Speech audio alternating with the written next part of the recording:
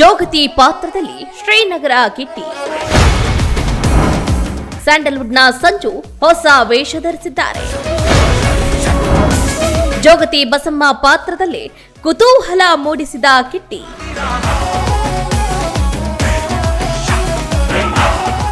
Sandalwood Sanju weights Geetha ಚಿತ್ರ ಖ್ಯಾತಿಯ ಸಂಜು ಈಗ ಹೊಸ ವೇಷ ಧರಿಸಿದ್ದಾರೆ. ವೇಷಗಳು ಚಿತ್ರಕ್ಕಾಗಿಯೇ ಇದೀಗ ಜೋಗತಿ ಪಾತ್ರವನ್ನು ಮಾಡಿದ್ದಾರೆ.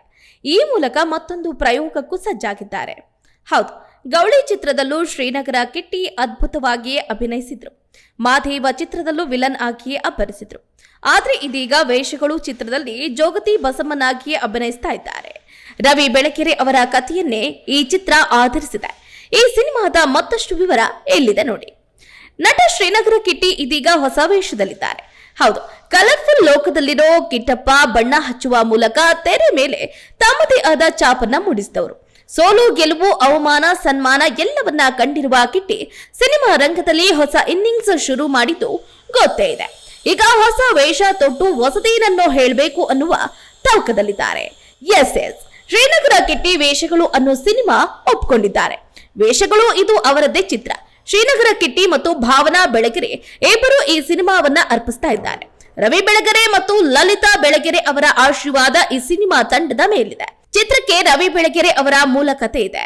ಕಿಶನ್ ರಾವ್ ದಳವಿ ನಿರ್ದೇಶನ ಚಿತ್ರಕ್ಕಿದೆ. ಗ್ರೀನ್ ಟ್ರೀ ಸ್ಟುಡಿಯೋಸ್ ಅವರ ನಿರ್ಮಾಣ ಚಿತ್ರಕ್ಕಿದೆ. ವಿಶೇಷ ಏನು ಅಂತಂದ್ರೆ ರವಿ ಬೆಳಗೆರೆ ಅವರು ಹಲವು ಪುಸ್ತಕಗಳಲ್ಲಿ ವೇಷಗಳು ಕತೆ ಆಯ್ಕೆ ಮಾಡಿಕೊಂಡು ಸಿನಿಮಾ ಮಾಡ್ತಿದ್ದಾರೆ. ವಿದ್ವಾನ್ ಕೌಶಿಕ್ ಸಂಗೀತ ಇದೆ.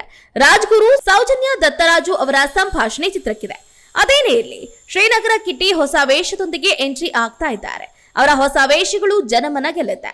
ರಂಗ ಪ್ರತಿಭೆಗಳ ಅನಾವರಣವೂ ಕೂಡ ಈ ಸಿನಿಮಾ ಮೂಲಕ ಆಗ್ತಾ ಇದೆ ಅನ್ನೋದು ಮತ್ತೊಂದು ವಿಶೇಷ. ಶ್ರೀನಗರ ಕಿಟ್ಟಿ ಬರ್ತ್ಡೇಗೆ ಪೋಸ್ಟರ್ ರಿಲೀಸ್.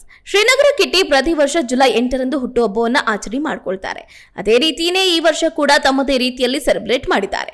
ಹಾಗೇನೆ ಈ ಒಂದು ವಿಶೇಷ ದಿನವೇ ಶ್ರೀನಗರ ಕಿಟ್ಟಿ ಅವರ ಈ ಒಂದು ವೇಷಗಳು ಚಿತ್ರದ ಜೋಗತಿ ಬಸಮ್ಮ ಪಾತ್ರದ ಪೋಸ್ಟರ್ ಅನ್ನ ರಿಲೀಸ್ ಮಾಡಿದೆ.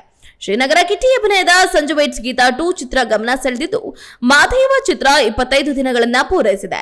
ಬುದ್ಧಿವಂತ 2 ಚಿತ್ರ ರಿಲೀಸ್ ಆಗಬೇಕಾಗಿದೆ. ಇನ್ನುಳಿದಂತೆ ಇದೀಗ ವೇಷಗಳು ಚಿತ್ರದ ಪೋಸ್ಟರ್ ಹೆಚ್ಚು ಕುತೂಹಲವನ್ನ ಮೂಡಿಸ್ತಾ ಇದೆ ಅಂತಾನೆ ಹೇಳಬಹುದಾಗಿದೆ. ಹೆಚ್ಚಿನ ಸುದ್ದಿಗಳಿಗಾಗಿ ನಮ್ಮ ಚಾನೆಲ್ನ ಸಬ್ಸ್ಕ್ರೈಬ್ ಮಾಡಿ.